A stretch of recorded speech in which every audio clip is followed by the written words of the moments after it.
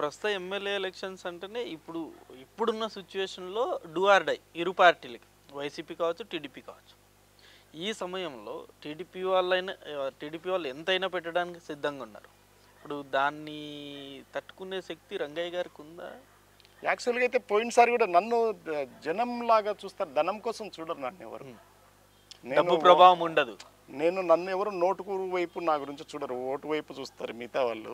నేను జనం వైపు చూస్తాను కానీ ధనం వైపు కాదు. ఒకవేళ డబ్బు క్రైటీరియాగా నా క్యాండిడేచర్ ఎవరు ఏ పార్టీలో వాళ్ళు తీసుకోరు నన్ను, అందువల్ల అది ఇష్యూ కాదు నాకు. అట్లా అనుకుంటే నేను జేసీ దివాకర్ రెడ్డి వాళ్ళ అబ్బాయి మీద, వాళ్ళ జేసీ వాళ్ళ మీద ఎట్లా గెలవగలుగుతాము? వాళ్ళ ఫ్యామిలీ నోన్ ఫ్యామిలీ, అంతేకాకుండా వాళ్ళ డబ్బు గురించి కానీ వాళ్ళ పరపతి గురించి నేను మాట్లాడుకోవాల్సిన పని. మరి వాళ్ళ ఏదో మాకు గెలవడం కూడా 4-5 వేలు కాదు కదా, దాదాపు 1,50,000 దగ్గర. అప్పుడు 2019 అంటే జగన్ గారి వేవ్ చాలా ఎక్కువ ఉండింది సార్. ఒకసారి ఛాన్స్ ఇద్దామన్న ఆలోచన ప్రతి ఒక్కరు. ఆ ఛాన్స్ను సామాన్యుడు ఏమనుకుంటాడు అంటే ఆ ఛాన్స్ను ఆయన దుర్వినియోగం చేయలేదు. ఆయన రాష్ట్ర సంపదను లక్షల కోట్ల రూపాయలని ప్రజల అకౌంట్లకు చేర్చాడు. ఆ చేర్చే క్రమంలో కూడా లంచాలు ఏం లేవు, మధ్యవర్తులు ఎవరు లేరు. రాజకీయ నాయకులు ఇళ్ళ దగ్గరికి వెళ్ళి ఏమి జన్మభూమి కమిటీలాగా ఎవరు సంతకాలు పెట్టాల్సిన పని లేదు. అందువల్ల మీరు ఎందుకు అనుకుంటారు, 19లో జగన్మోహన్ రెడ్డిని చూసినప్పుడు 24లో ఆయన చేసిన పనులు ముఖ్యంగా జనానికి, సామాన్య జనానికి చేసినట్టు చాలా ఉన్నాయి కదా, వాళ్ళు ఎందుకు ఓటుకుంటారు?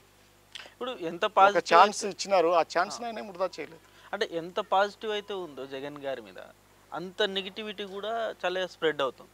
స్ప్రెడ్ అంటే ఎవరిలో అవుతుంది? నేను కూర్చుంటున్నాం, మీరు పోయినసారి ఓటేసినారో లేదో నాకు తెలియదు, 3-4 గంటలు ఏడ క్యూలో ఉంటాం అనుకునేటోళ్ళు మీరు మాట్లాడుతూ ఉంటారు. అప్పుడు ఏం చేస్తారు? సామాన్యుడు అట్లా ఉండడు, వాడు గంటల తరబడి కూర్చొని వేసేస్తాడు. ఎందుకంటే వాళ్ళ ఇంటికి వస్తారు. అంటే వాళ్ళ స్పందన ఏముందో ఎవరు తీసుకుంటారు? సాయంత్రం టీవీలో ఎవరు మాట్లాడతారు? అది మీరు ప్రాక్టికాలిటీ చూడాలి. ఎవరు మాట్లాడతారు? మాట్లాడగలిగిన వాళ్ళు, అసలు టీవీలో యాంకర్లు మాట్లాడుతున్న వాళ్ళందరూ లిస్ట్ తీసుకొని వాళ్ళు ఓటేసినారో లేదో మీరు చెప్పగలిగితే అన్ని చోట్ల ప్రదర్శన ఎంత పర్సంటేజ్ ఉంటుందో మీరు చెప్పాలా? ఇప్పుడు జగన్ గారు ఎక్కువగా నమ్ముకున్నది, డిపెండ్ అయింది ఈ నవరత్నాలు స్కీమ్స్ మీద ఎక్కువ ఆయన డిపెండ్ అయ్యారు. అంటే ప్రతి ఇంటికి ఏదో ఒక ఆ పర్సంటేజ్ చెప్పు, ఎంత ఉందో రాష్ట్రంలో? ఓకే, ఆ పర్సంటేజ్ తీసుకున్న వాళ్ళందరూ ఓటేస్తారా అన్నది నా పాయింట్. అంటే పర్సంటేజ్ చెప్తే ఎంతమంది వేస్తారో, నువ్వు వాళ్ళలో ఎంతమంది వేస్తారో చెప్దు. అయితే ఒక 60 to 70 ఉంటారు. అట్లా కాదు, రాష్ట్ర జనాభాలో ఆ పర్సంటేజ్ ఎంత ఉందో చెప్పు. నవరత్నాలు తీసుకున్నా పర్సంటేజ్ చెప్పు, అప్పుడు నీకే అర్థం అయిపోతుంది. అందుకే కదా వాళ్ళు గగ్గోలు పెడతారు. 70 కాదు, 87 ఉంది. 87 ఉంది. 87లో నీకు మామూలుగా పోయినసారి నాకు ఎంతమంది పర్సంటేజ్ ఓట్లు వేసింది, ఎంత పర్సంటేజ్ వేసినారు? యావరేజ్ పర్సంటేజ్లు ఎంత ఉంటాయి? 65, 70, 71 ఉంటాయి. నాకు 80 వచ్చింది. అంటే పోల్ పర్సంటేజ్ నేను చెప్తుంది. అందువల్ల 87 జనాభాకు డబ్బులు పోతుందని తెలిసిన తర్వాత యావరేజ్ ఓటు శాతం ఎంత ఉంటుంది? అర్బన్ ఏరియాలలో 54, 55 కూడా ఉండదు. మరి మీకే అర్థమైపోతుంది కదా, అది బాగా అర్థమైపోయింది ప్రతిపక్షాలకి, బుర్ర పెట్టేవాడికి అనలైజ్ చేస్తుంది. అంటే ఈ లబ్ధి పొందిన ప్రతి ఒక్కరు ఓటేస్తారా అన్నది నా డౌట్. మీరు దాంట్లో ఎంత వేస్తారో మీరు చెప్తే నేను వింటాను. అది అందరైతే కాదు సార్, ఈ రకంగా గత టీడీపీ హయాంలో కూడా చాలా మంది లబ్ధి పొందారు, వాళ్ళందరూ ఓటు వేయలేదు కదా. వాళ్ళకి ఈయనకి తేడా ఉంది. చంద్రబాబు నాయుడు గారికి జగన్ గారికి తేడా ఉంది. చంద్రబాబు నాయుడు గారు పసుపు కుంకుమ ఇచ్చారు ఎవరికి? మహిళలకు. ఎప్పుడు ఇచ్చినారు? జనవరిలో చివరి పెన్షన్ పెంచినారు. ఎప్పుడు పెంచినారు? Last 6 months. ఈయన ఎట్లా చేసినాడు? తర్వాత ఆయన ఇచ్చిన పథకాలకు ఎవరు ఎంపిక చేసినారు?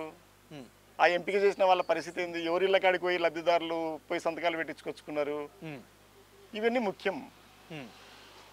పెన్షన్ కాదు, ఏదైనా లబ్ధి ఇచ్చిన పద్ధతి వేరుంది, ఇచ్చిన మొత్తము వేరుంది, ఇచ్చిన టైం కూడా వేరుంది. అది మీరు అర్థం చేసుకోవాలా. డే 1 నుంచి నవరత్నాలు ఇస్తూ ఉన్నారు, ఎలక్షన్ల ముందు ఇవ్వలేదు. మా ఇళ్ళ కాడికి వచ్చి ఏం సంతకాలు పెట్టించుకోవట్లేదు. అర్థమవుతుందా? మా నాయకుల దగ్గరికి ఎవరు పోవట్లేదు, మా లంచాలు తీసుకొని ఇవ్వట్లేదు, మధ్యవర్తులు ఎవరు లేరు, పార్టీ గుర్తు చూడట్లేదు. ఇవన్నీ జరుగుతున్నప్పుడు మీరు అదంతా అర్థం చేసుకోవాలి కదా. సో ఆబ్వియస్లీ వాళ్ళు ఓటేస్తారంట. వాళ్ళు లేకపోతే చంద్రబాబు నాయుడు ఈ డబ్బులు ఇస్తారని వాళ్ళకి నమ్మకం ఉందంటారా? మీకుందా పోయిన నమ్మకం? మీరు ఎవరైనా చెప్పగలిగారు? ఇప్పుడు చంద్రబాబు నాయుడు గారు ఎప్పుడైనా చెప్పారా వాళ్ళు నవరత్నాలు ఇచ్చారు, నేను దశరత్నాలు ఇస్తానని కాదు, లేదా నవరత్నాలు నవ అంటే ఎక్కువనా 6 ఎక్కువనా? ఇంగ్లీష్ తెలుగు రెండు కలిపి ఎక్కువ చెప్పు. అట్లా కాదు, మీరు చెప్పండి. 6 గ్యారంటీస్ లో అట్లా కాదు. నవ అంటే ఎక్కువ ఇప్పుడు కేవలం నవరత్నాలు ఇచ్చారో జగన్ గారు, ఇంకా మిగతావి చాలా పెంచేసినారు. అవి నవవు ఎన్నో అయిపోయినాయి, అవి చాలా అయిపోయినాయి. ఇప్పుడు చంద్రబాబు నాయుడు గారు చెప్పిన 6 గ్యారంటీస్ ని నమ్మరా జనాలు అన్నది నా పాయింట్. అంటే విషయం ఏమిటంటే మీకు కూడా తెలుస్తుంది, మీ బంధువుల్లో స్నేహితుల్లో కూడా ఎవడు అప్పు తీసుకుంటే తిరిగి ఇస్తాడు, ఎవడు ఇవ్వడు అనేది విశ్వసనీయత అనేది ఒకటి ఉంటుంది. అది నీకు అర్థం అవుతుంది, నాకు అర్థం, జనానికి ఇంకా బాగా అర్థం అవుతుంది. జనాన్ని ఎవరు నమ్ముతారు అనేది, ఎందుకు నమ్ముతారు అనేది నేను కారణాలు చెప్పాను, అది ఉంటుంది. చంద్రబాబు నాయుడు ఇంతకుముందు చాలా చెప్పినాడు, చాలా చేయలేదని తెలుసు. 610 మేనిఫెస్టోలో చెప్పినాడని తెలుసు. జగన్ గారు 2 పేజీలు నవరత్నాలే చెప్పినాడని మీకు నాకు తెలుసు. దాంట్లో ఎన్ని నెరవేర్చాడు, ఎంత ఇబ్బంది అయినా ఎంత నెరవేర్చాడని మీకు నాకు తెలుసు. మరి ఎవరిని ఎక్కువ నమ్ముతారు? ఇప్పుడు ఈయనను ఈయనను వద్దనుకోవాలంటే, ఆయన కావాలనుకుంటే ఏం అదనంగా ఏముందో చెప్పాలి కదా.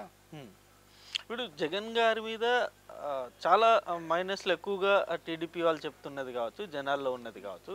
ఇప్పుడు నిరుద్యోగులు జాబ్ క్యాలెండర్ లేదని, లేకపోతే ఈ మద్యం ఇష్యూ కావచ్చు, ఇసుక ఇష్యూ కావచ్చు, ఇలా రకరకాల 3 రాజధానుల అంశం కావచ్చు. ఏ ఒక్క రాజధాని మీరు చెప్తున్న నిరుద్యోగం తప్ప, నిరుద్యోగంలో కూడా ఇప్పుడు ఇదేమిటంటే మంచి సాంకేతిక టెక్నాలజీ డెవలప్ అయిన తర్వాత మంచి ఆఫర్స్ వచ్చేసినాయి. తర్వాత మీరు చెప్తున్న నిరుద్యోగంలో మేము దాదాపు 2,06,000 మందికి ఏమి ఇవ్వగలిగాము. ప్రతి ఊర్లో సెక్రటేరియట్లో ఎంప్లాయ్మెంట్ పర్మనెంట్, అది కూడా పర్మనెంట్ ఇచ్చి, పే స్కేల్స్ ఇచ్చి, ఇంక్రిమెంట్లు కూడా అన్ని ఇవ్వగలిగే స్థితికి వచ్చింది. ఈ 20 గవర్నమెంట్ ఉద్యోగాలు స్వతహాగా 2 లక్షల రూపాయలు, ఈ గవర్నమెంట్ 2 లక్షల పైన ఉద్యోగాలు ఈ గవర్నమెంట్ క్రియేట్ చేసింది, ఇవ్వగలిగింది. అది కూడా గవర్నమెంట్ వచ్చిన 1 ఇయర్ 1.5 ఇయర్లో. అంటే దాని అర్థం ఏమి? ఏవైనా గవర్నమెంట్ ఉద్యోగము జాబ్ క్యాలెండర్ ఏదైనా కానీ తీసుకుందాము, తెలుగుదేశం గవర్నమెంట్ తన ఆయాంలో గవర్నమెంట్ ఉద్యోగాల గురించి నేను మాట్లాడుతుంది, ఎన్ని ఫిల్ చేసి ఉంటుంది అనుకుంటున్నారు? మీ అంచనా చెప్పండి. వాళ్ళు డిఎస్సి 2-3 సార్లు ఎన్ని వచ్చాయి అని చెప్పండి. ఎంత మంది వచ్చి ఉంటారు? ఎందుకని ఇక్కడ డిఎస్సి ఎందుకని లేదు? అది రెండో క్వశ్చన్. మనం నిరుద్యోగం గురించి మాట్లాడినప్పుడు నిరుద్యోగం గురించే మాట్లాడాలి. నేను అంటున్నది అది. దాంట్లో ఎంత పర్సంటేజ్ వాళ్ళు ఇవ్వగలిగారు ఉద్యోగాలు, అవన్నీ కూడా మ్యాటర్ కదా. ఇవన్నీ కూడా చూస్తారు. మీరు చెప్పిన మిగతా అంశాల్లో ఇప్పుడు మద్యపానం కానీ లేదా 3 రాజధానులు కానీ ఆ ఎఫెక్ట్ అయ్యే వాళ్ళు, రోడ్స్ ఈ మధ్య కాలంలో రోడ్స్ అన్నది చాలా ఎఫెక్ట్ చూపిస్తుంది, చాలా ఎఫెక్ట్ చూపిస్తుంది. కానీ చాలా వేసినామనేది కూడా తెలుసుకోవాలా. చాలా రోడ్లు బాగుపడ్డాయా అదైతే ఆ ప్రచారం అయితే తక్కువ జరుగుతుంది కదా. మేమైతే వాళ్ళు ఈ గుంతలు చూపించినంతగా మీడియా ఇవి వేసిన రోడ్ల గురించి ఎప్పుడన్నా చూపించినారా? సాక్షి తప్ప. మీరు ఎప్పుడన్నా గుంత ఇవి చూపించినప్పుడు అవి చూపొచ్చు కదా. అప్పుడు ఏమైపోతుందంటే మాకు కూడా ఎవరికైనా వినటం కేవలం విమర్శించడానికే కదా ఉన్నది. అందుకే కదా పనికిమాల ప్రతిపక్షం అయిపోయింది. ప్రతిపక్షం అనేది దాన్ని పద్ధతిగా ఉండాలి కదా. ఏదంటే అది ఎట్లా అంటే అట్లా కాదు. మళ్ళీ ఇది కరెక్టా కాదా? ఇప్పుడు పరిస్థితి ఏంటి? 3 పేపర్లు చదివితే కానీ ఒక అభిప్రాయానికి రాలేని పరిస్థితి, 4 ఛానల్స్ చూస్తే కానీ అసలు నిజమేందో తెలియలేని పరిస్థితి. మేము చిన్నగా ఉన్నప్పుడు పత్రికల్లో వచ్చిందంటే భయపడేవాళ్ళు. నేను ఉద్యోగంలో వచ్చినప్పుడు కూడా పత్రికలు రాసాయంటే భయం అయ్యేది. దానికి రీజాయిండర్ ఇవ్వడం కోసం కానీ మా కలెక్టర్ దానికి సపరేట్ వ్యవస్థ పెట్టేవాళ్ళం. వస్తూనే అది నిజము కాదు అనే విషయం పైన మళ్ళీ రీజాయిండర్లు ఇచ్చేవాళ్ళం. దాని మీద చర్యలు తీసుకునేవాళ్ళు. ఇప్పుడు ఏ పేపర్లో వస్తే ఏమవుతుందో ఏమీ కావట్లేదు. ఎందుకంటే ఆ పేపర్లో వాల్యూ లేదు కాదు, వాళ్ళు అట్లా తయారు చేసి పెట్టుకున్నారు. ఎవరిని నిందించిన పాపం వాళ్ళ చేతుల్లో కూడా ఏమి లేదు, రాసేవాడి చేతుల్లో కూడా లేదు. వాళ్ళ పెట్టుబడిదారుడు వాళ్ళ యాజమాన్యాన్ని బట్టి నేను నా పార్టీలో ఎట్లా పోవాలో వాళ్ళు వాళ్ళ పద్ధతిలో అట్లా పోతున్నారు. అంత ముందు మనం చిన్నగా ఉన్నప్పటికీ ఉన్న పరిస్థితులు ఇప్పుడు లేవు. ఎందుకంటే ఆ పేపర్లు కొనేవాడు కూడా లేవు. అవి ఎట్లా నడవాలా? వాళ్ళందరూ సరే నిక్కచ్చిగా రాస్తాము, రేపు కొనేవాడు ఎవడు? మనం ఎవరు పేపర్లు చదవట్లేదు. నేను రాజకీయాల్లో ఉన్నాను కాబట్టి 4 పేపర్లు తెప్పించుకుంటున్నా. మిగతా వాళ్ళు మీరంతా ఎవరు ఒక పేపర్, కనీసం పక్కింటి పేపర్ అన్నా తెచ్చుకుంటే దానికి డిమాండ్ అన్న ఉంటుంది. అసలు లేదు కదా. అందువల్ల కాలం మారింది. ఇప్పుడు జగన్ గారి వైపు మనం ఒకసారి చూసుకుంటే ఆయన సింగిల్గా వస్తున్నారు. బట్ ఈ పక్కేమో చంద్రబాబు నాయుడు, పవన్ కళ్యాణ్ గారు కావచ్చు, లోకేష్ కావచ్చు, బీజేపీ వస్తుందో రాదో సెకండరీ. బట్ ఈ కూటమి అయితే ఏర్పడింది, జనసేన టీడీపీ కూటమి. పోయినసారి మేము ఎట్లా వచ్చినాం? మాతో ఎవరన్నా కలిసినారా? మేము ఎవరన్నా అడిగినామా? పోయినసారి వీళ్ళు సింగిల్గా వచ్చారు కదా, టీడీపీ సింగిల్గా వచ్చింది, జనసేన సింగిల్గా వచ్చింది. ఈసారి 2 కలిసి వస్తున్నాయి కదా, అది మీకు ఎఫెక్ట్ అవుతా? 2 కలిస్తే ఎంత వచ్చింది పర్సంటేజ్ మీకు తెలుస్తుంటుంది కదా. పోయినసారి ఎంత పర్సంటేజ్ అంటే ఆ పర్సంటేజ్ పెరిగి ఉండదా అంటున్నాను. మేమేం పనికిమాల పనులు చేసి తగ్గింటే కదా మేము. అదే కదా నేను ఇంతసేపు చెప్పింది.